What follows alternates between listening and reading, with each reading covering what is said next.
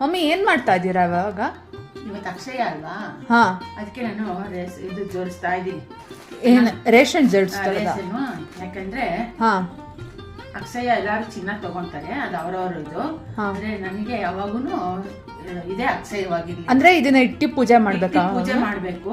ಯಾಕಂದ್ರೆ ಯಾವಾಗ 10 ಜನ ನಮ್ಮ ಮನೇಲಿ ಊಟ ಮಾಡಂಗೆ ಹೆಚ್ಚಬೇಕು, ಅದಕ್ಕೆ ಇಡೋದು. ಅದಕ್ಕೆ ನಾನು ಹೇಳುದು ಚಿನ್ನ ಬೆಳ್ಳಿ ತಗೊಳೋದು, ಬೀರುಗಿಡೋದು, ಚಿನ್ನ ಬೆಳ್ಳಿ ತಗೊಳೋದು, ಬೀರುಗಿಡೋದು. ಚಿನ್ನ ಬೆಳ್ಳಿಗಿಂತ ನಮ್ಗೆ ತುಂಬಾ ಅವಶ್ಯಕತೆ ಅಲ್ವಾ ಊಟ? ಯಾರಾದ್ರೂ ಬರ್ರೆ ನಾವು ಅನ್ನ ಹಾಕಿ ನಾವು ಕಳಿಸ್ಬೇಕು. ಅದೇ ನಮ್ಮನೆ ಸಂಪ್ರದಾಯ.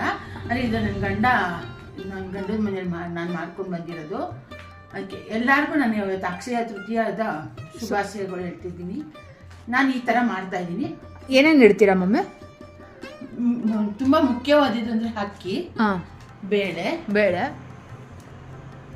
ಯಾಕಂದ್ರೆ ಅಕ್ಕಿ ಇರಲೇಬೇಕು, ಅವಶ್ಯಕತೆ. ಬೇಳೆನೂ ಇರಬೇಕು, ಸಕ್ಕರೆನೂ ಇರಬೇಕು. ಕಾಲಕ್ರಮೇಣ ಸಕ್ಕರೆ ಕಡಿಮೆ ಆಗ್ತಾ ಇದೆ. ಇದು ಡೇಟ್ಸು, ಇದು ನನ್ನ ಮಗಳಿಗೋಸ್ಕರ ನಾನು ಡೇಟ್ಸ್ ತೊಗೊಳ್ತೀನಿ. ಅವಳು ಡೈಲಿ ತಿಂತಾಳೆ. ಇದು ಎಲ್ಲ ಮುತ್ತೈದೆಯರಿಗೂ ನಾನು ಕೊಡೋದು, ಇದು ಯಾವಾಗೂ ಇದು. ಅದಕ್ಕೆ ನಾನು ಇಟ್ಟಿರೋದು. ಇದಿಟ್ಟು ಪೂಜೆ ಮಾಡಬೇಕು. ಅಂದ್ರೆ ನೀವು ಚಿನ್ನ ಬೆಳ್ಳಿ ತಗೊಳಲ್ಲ ಅಲ್ವಾ ಮಮ್ಮಿ? ತಗೊಳೋದಿಲ್ಲ. ಚಿನ್ನ ಬೆಳ್ಳಿ ನಾನು ಯಾವಾಗೂ ತಗೊಳಲ್ಲ. ಬೇರೆ ಟೈಮಲ್ಲಿ ತಗೊಂತೀನಿ, ಬೇರೆ ಹಬ್ಬದಲ್ಲಿ ತಗೊಂತೀವಿ. ಬೇರೆ ಯಾವಾಗನ ತಗೊಂತೀನಿ, ಬೇರೆ ಹಬ್ಬದಲ್ಲಿ ಅಂತಲ್ಲ. ಯೂಶಲಿ ಯುಗಾದಿಲ್ಲ ನಮ್ಗೆ, ಅದು ಯುಗಾದಿಲಿ ತಗೊಂತೀನಿ. ಆದ್ರೆ ಅಕ್ಷಯದಲ್ಲಿ ಎಲ್ಲಾರು ತಗೊಂತಾರಪ್ಪ, ನಾನು ಇಲ್ಲ. ನನ್ಗಿದು ಮೇನು. ಇದು ಯಾವಾಗ ಅಕ್ಷಯವಾಗಿರ್ಲಿ ಮನೆ ಅಂತ ನಾನು ಆಸೆ ಪಡ್ತೀನಿ.